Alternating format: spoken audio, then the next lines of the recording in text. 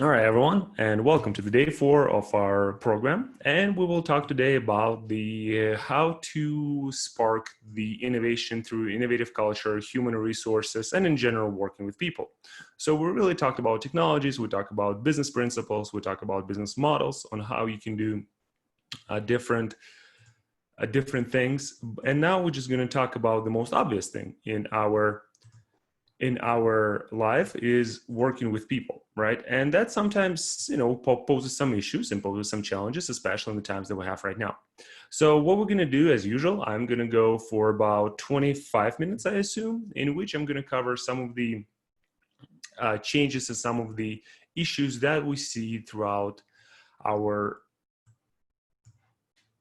throughout world when it comes to the human resources, when it comes to employees. So, really quickly, just making sure that everyone can join. So I just want to make sure that we are all. Okay. Here it is. Just want to make sure that we're on the same one.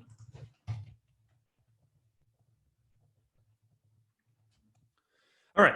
So the most important thing that I want to cover today is that we in the current situation, we in the current environment right now see that pretty much we all move towards the people-driven businesses.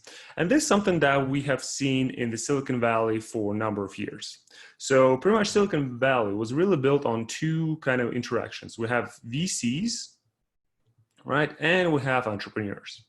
So this is kind of this golden duo that was able to build Silicon Valley with those valor, right? So, and what it is, right? When you think about VCs and how they invest, they mainly looking into the team. They mainly looking into the entrepreneurs, and that's why in the recent years we have stars of Steve Jobs, we have stars of Bill Gates, we have stars of Mark Zuckerberg, Evan Spiegel. All of those, pretty much behind all of those companies, are very important, very powerful people. And obviously it was there before. We can think about Rothschilds, we can think about Rockefellers, but at the end of the day, this trend that we have right now accelerated tremendously in the last, I would say, 20 to 30 years. And what is also happening is that businesses throughout the world are shifting from the asset driven to people driven. And that kind of goes along with something that we said about the use cases of transformation previously, because as you can imagine, everything becomes as a service, right? So, I mean, as I said in my previous lecture, everything as a service. So what that means, so imagine even in 10 years ago, when you had let's say a software company and you wanted to really make an enterprise grade software, you need to buy a server, so you need to buy compute power, you need to have all of the software built in pretty much in-house. That was how it was pretty much even like 15 years ago. But now, with the rise of AWS, with the rise of Azure, with the rise of different software as a services, everything can be pretty much bought for the fraction of price. So for example, if you want to have the enterprise grade server on AWS, it's like $1,000 a month, right? So it's pretty much, if you have a good idea, if you have good people who have great idea, who have great reputation and save just, I don't know, $10,000, they can actually start the enterprise grade software on the servers that are being bought. And this not only applies to the software businesses, which were always kind of asset light. It also applies to the heavy industries. Let's say the construction industry. Construction industry has a lot of those kind of construction equipment as a service. So you can go out and pretty much rent by an hour a certain equipment that it belongs to someone else. You have the shared economy, as we discussed earlier. And the same thing applies to the manufacturing, that the more manufacturing is happening, the more factories are willing to kind of lease their space and use some of their real estate that might not be using it 100% for their own benefit. And this is really something that really, really changes the way we think about employees. So previously, 100 years ago, people were considered to be pretty much an extension of certain machinery in the factory or anything like that. Right now, it completely shifts its perspective to focusing on the people-driven aspects of things. And we're going to talk about three things. We're going to talk about the changes. We're going to talk about delivery, culture, so on and so forth, right? And one more thing that I want to add is that as everything as a service, there's actual companies that are doing coffee shop as a service. So they will rent out to you everything that you need to do as a coffee shop for the time being. There is banking as a service. So even the most highest barrier of entries in those Porter's five forces that you might be familiar with, those barriers of entries are getting lower and lower and lower and lower. So again, it's very important, and we're going to talk about the changes, deliveries, and culture. So I'm just going to first kind of address the elephant in the room. I'm going to talk about the changes and changes that we see in general, right? So the first one that we see, and again, it's kind of obvious because we all live through this, but I would still want to highlight. So the first thing that we see is that world gone virtual. And that affects a lot of things. And obviously, in some of the cases, we are working with what is called Zoom towns, right? And I already saw actual commercial yesterday on Instagram where like, oh, go and rent your office and the living space in Moab, Utah, which is like 300 miles away from Salt Lake City. And you have a good internet there. There is nobody there around. So why not be there? It's a really cool place to be. You're really close to the national park. Why not be there? And that happens in the economies, right? So for example, you no longer need to be in the Silicon Valley to get access to the best software engineers, because those software engineers could be everywhere. And it also really changes the way we think about those software engineers or workers in general who can work remotely. As we all work remotely, and as we all will be working remotely, which is really important, we become more and more accustomed to having a remote team.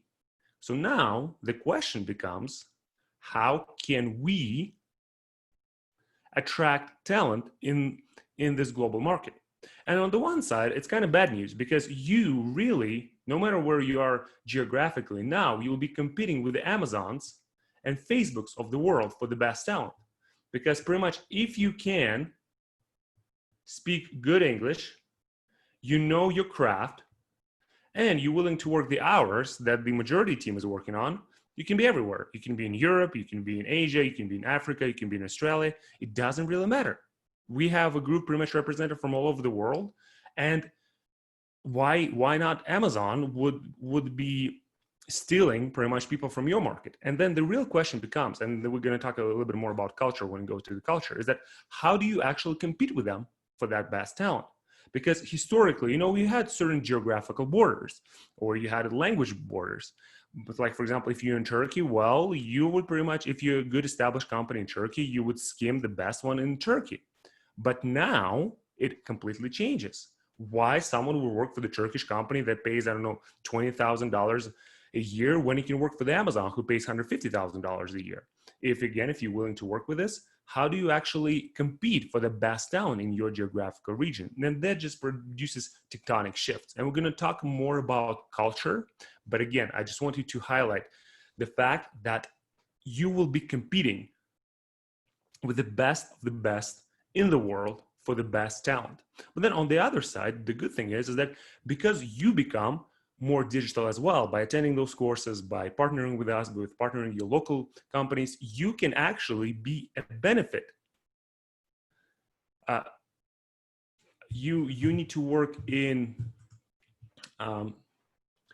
you can be a dominant player in your region because you're not longer limited to your city. So for example, a lot of activities usually attributed to the capital cities, and you can actually go and work with everyone else inside that city. And again, you can just scheme the best talent from all over the country and pretty much all over the world.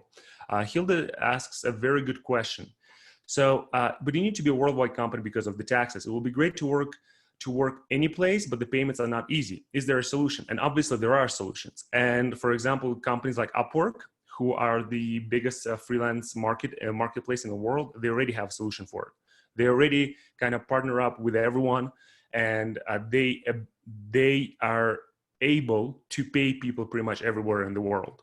It is a challenge, but the more and more companies doing it, and again, Upwork did it because, well, they had to, And then companies like Amazon and Google, do you think they're not going to be able to do it? They have like Apple's and Amazon, they have like $600 billion of cash on their hand. Do you think they will not be able to do it?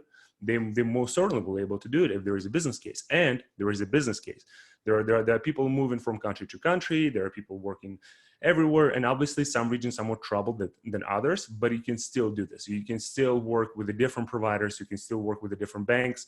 Actually, one of our real good participants in our fintech program, Remo, is actually addressing this. They have, I think, representation in 156 countries. So they can pretty much pay you in any location. Obviously, taxes is a little bit different because you need to know the particular tax code. But in the majority of the countries, you have some kind of contractor job, or you can have several other ways of how you can pay it. But I mean, as I said, companies like Upwork already did it. And it's honestly like what I have right here is that throughout my career, I work with the big banks, I work with the small banks, I work with the startups, with the big startups, small startups. And pretty much in every country, it does not take actually that long to figure out how to pay people. Sometimes, yes, especially countries like Brazil, it's really hard to move money in and move money out. But then at the same time, it's still doable. You can still do it. So again, it is a problem, but it's not something that blocks us. Right. So I just want to say that one thing is that now global talent is truly global because people are more willing to work remotely. People are more willing to partner up remotely, and therefore you'll be competing no matter where you are in the world with Amazon, Apples, and Facebooks of this world. And you need to think about it. What is that your competitive advantage you can use to actually really compete with them? So going forward, delivery. Right. And I don't want to talk more about delivery here, but I really just want to touch base on two major things. So, and this question I kind of get a lot, especially in the current environment, that people ask, okay, how do I track productivity? And when I get asked this question from my clients and from my peers, I just like, okay, what are you actually trying to do? Right.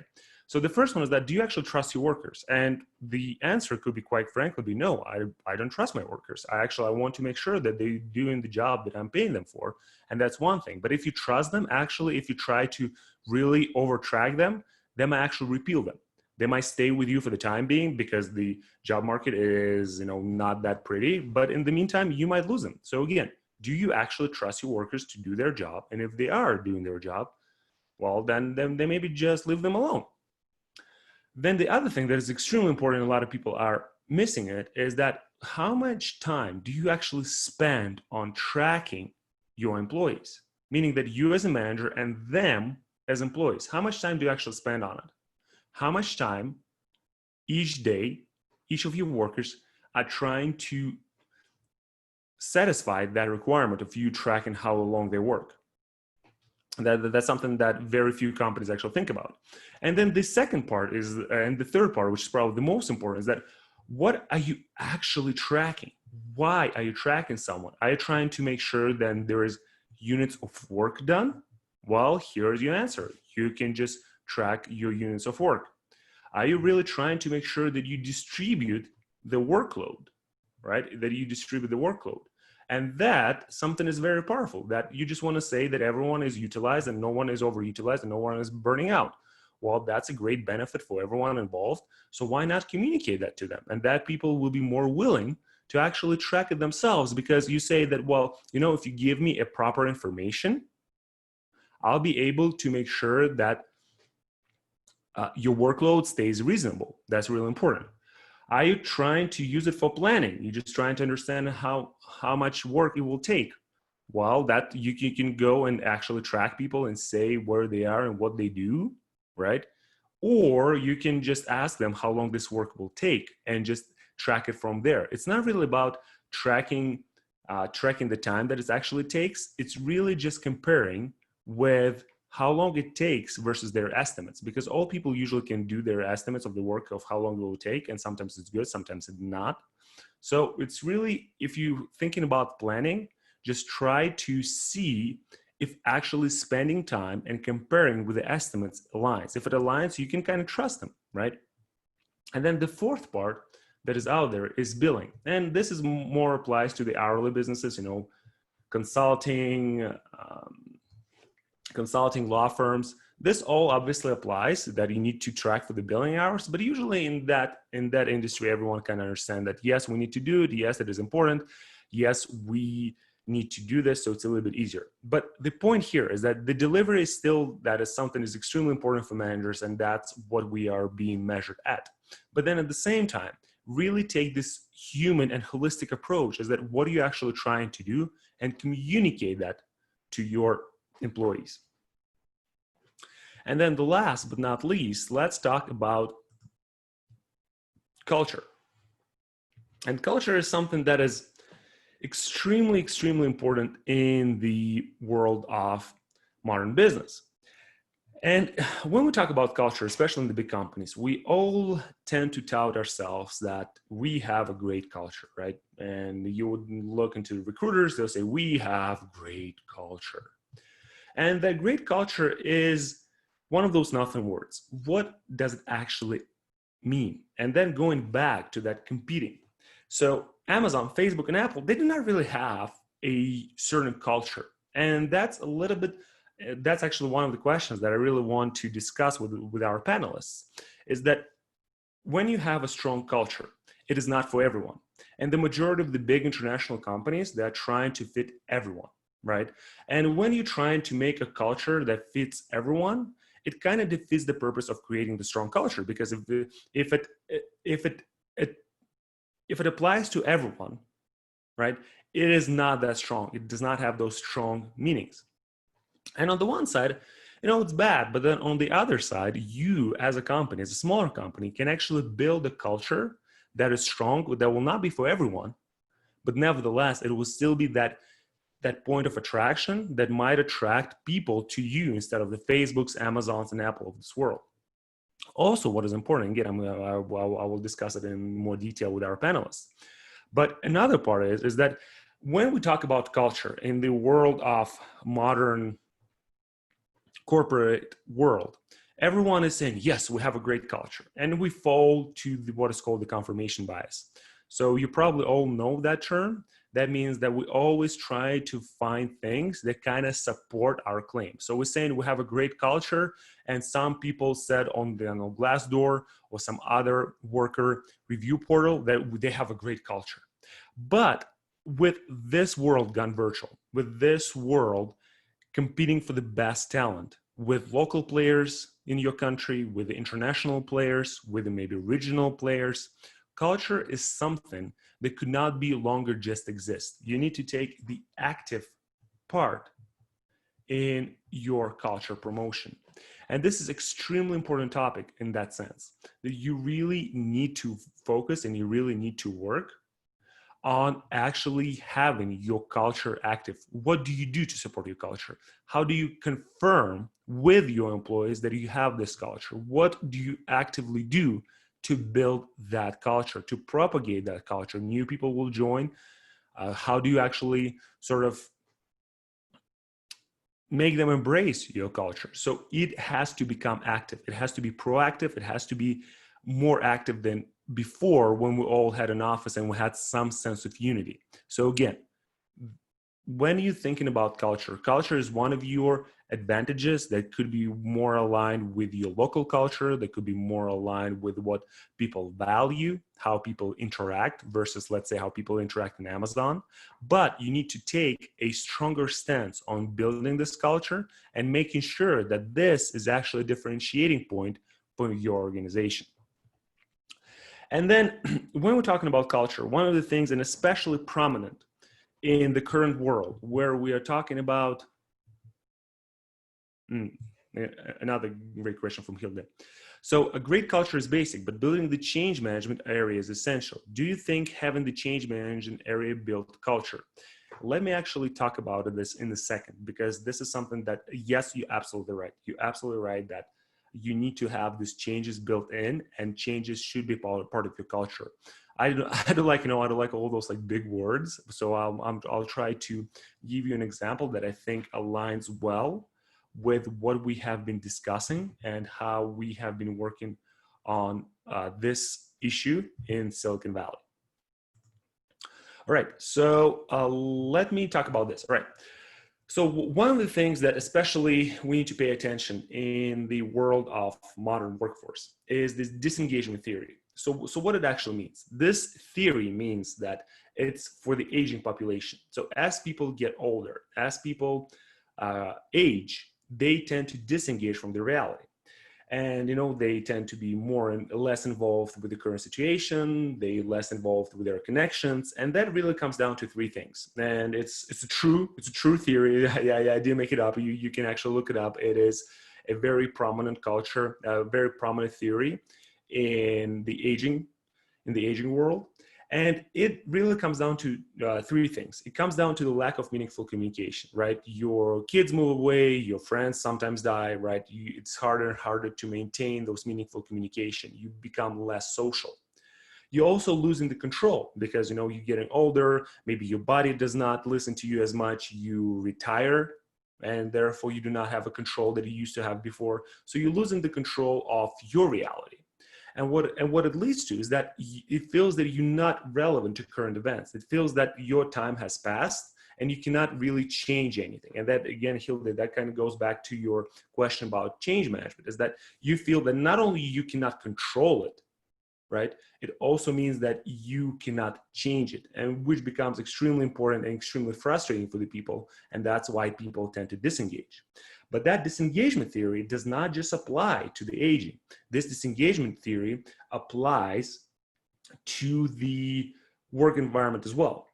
And as you can see, lack of meaningful communication is one of the things that we already see, because we know we used to work in the office and now we cannot do this. We're sort of losing the control because this virus in a lot of countries just becomes so hysterical, and you feel that there is nothing you can do about it. So you're losing the control.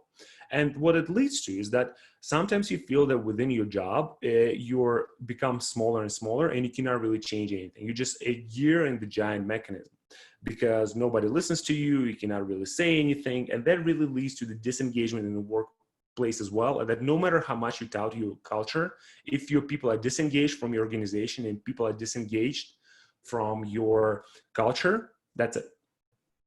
And I just quickly want to add on, I call it kind of a little bit more clickbaity. I call it 7 deadly sins of digital workplace.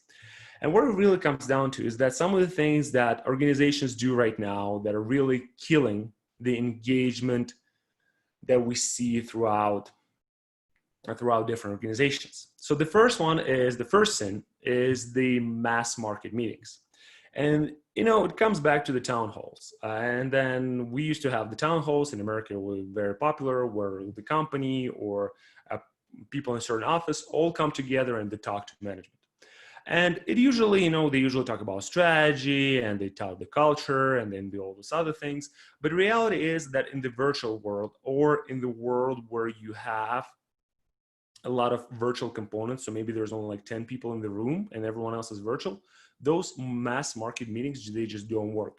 At least when you put people in one room, you at least take them away from their desks, so they're actually not working. And with those mass market meetings online, everyone just kind of put them on here on your side screen and then let them just do their thing. So you're really just wasting everyone's time. So it's really important to, when you look into this mass market meetings, is that if you do them right now in this more modern world, just make them short. Make them like literally 15 to 30 minutes, better 15. Just tell the most important thing and then just open it for question. That's it. Don't try to put everyone in your organization on that call just to talk for 1 hour about something great. Just give them a quick summary and then open it for question. That's it. Then my next one, I call spam emails, and we probably all see it, that it comes from someone somewhere up there, and then they send, oh, this is what we do, this is what we do here, this is how we do it there. And it becomes just literally a spam, because as we move virtual, the more and more communication happens through email. The more and more emails you get, the more and more emails you have to read. And now you just get another emails that pretty much just tells something relevant, but not really. So you just get lost in that increased channel of communication. So spam emails don't work. And again, they removing this meaningful communication, leading to the disengagement of your workforce. The other one that kind of goes along with the spam emails is the push messaging. And push messaging is something that I'm doing right now, meaning that I go in and I speak. So meaning that I kind of educate you, so that's a good environment. But nevertheless, if I really want to know what you know, what your problems are, I would go through each and every one of you and make you speak. This is how I engage you, right? And in the education environment, it sort of works okay because I try to kind of speak my mind and speak what I think is important, and you listen to me, and this kind of like the student environment. But when it comes to the corporate world, it actually becomes more and more damaging to your organization. Then I pretty much, I'm sure if when I ask this question is that how many times you were in the meeting, even in the person meeting, and the manager or somebody who's speaking, the extrovert of the group, so to speak, the leader of the group, formal or informal, says, does anyone have any questions? And there is a silence, right? And people might have had questions, but they don't care, or they don't feel like talking about it because they're introverts. So this push messaging, when somebody says, well, does anyone have any questions? And that's where me just talking and talking and talking, I do not get any feedback from you. I do not get this engagement. I do not get a meaningful conversation with you. And this, what really causes this disengagement, as I mentioned on the slide before, right? You have this lack of meaningful communication because it is just me talking, right? You not communicating with me. So it's extremely important with those spam emails that you get from your management that do not really tell you anything, right? And this push messaging, when it only goes one way, you really disengage in your workforce. And this is when it becomes extremely important for you to actually be able, as a manager, be able to make sure that everyone who is on the call are using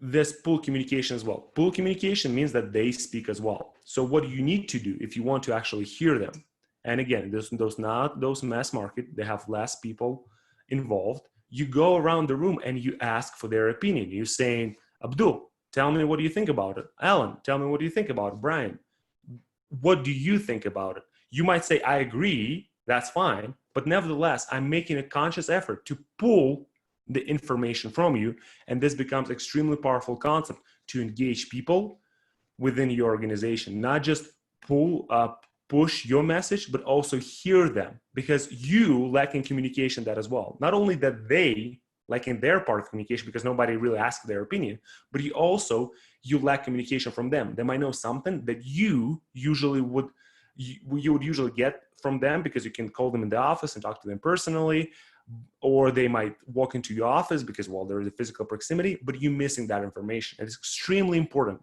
to be able to pull information from your employees.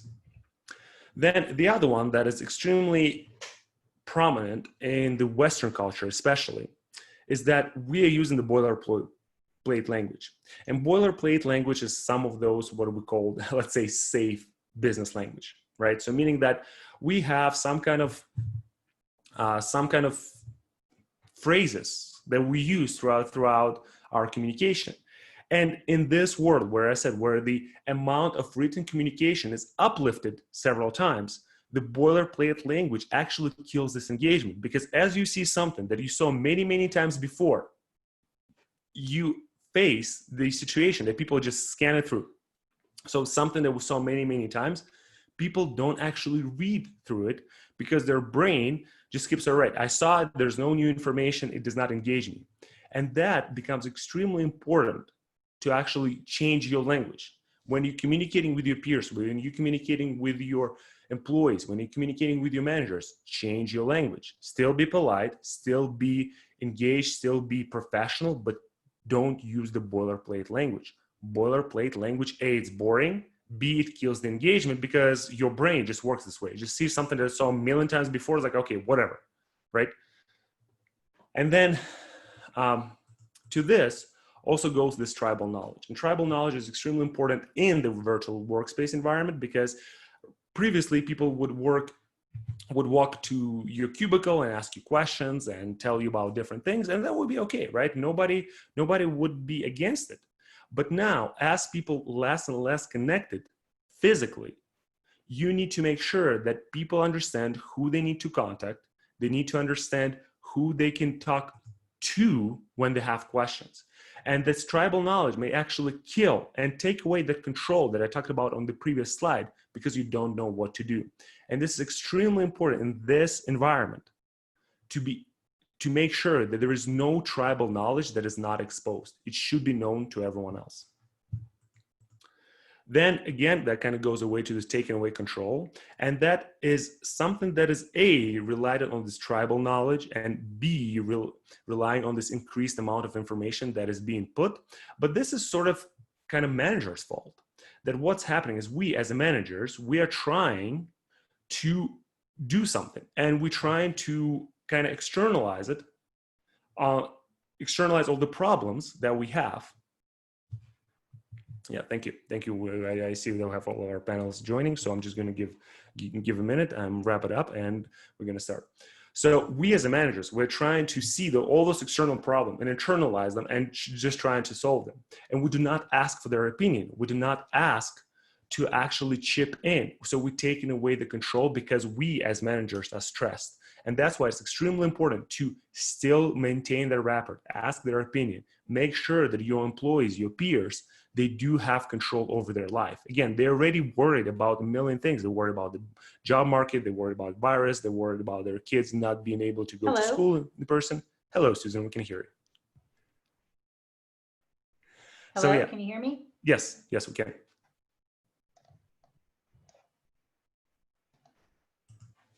Just 1 second. Yeah, so your people are already worried about a million things, right? So, and they do not have control over it. They cannot make a school board to open school. So therefore, it's extremely important to give them control of the things in life that they can control. And their job is one of those things, and do not take away from it. And last but not least is that no POC allowance. POC is a proof of concept. So this proof of concept is something that, Hilde, you have mentioned, is that this change management. How do you actually encourage people to try something new? Everyone understand everyone in the survival mode, but again, take a deep breath. Maybe, as I mentioned in my previous lecture, they might go and talk and record a video for your company, right? Maybe they can go and try certain things. So all of this becomes extremely important. The ability to do this proof of concept, the ability to try new things, creating something that that shows that A, they have a meaningful interaction, B, that they can actually control and change the world without them, increasing this engagement. And on this note, thank you. All right, hopefully that was a good overview, and you kind of took some takeaways from it in terms of what is how the world around us has changed. And what I'm going to do right now, I am going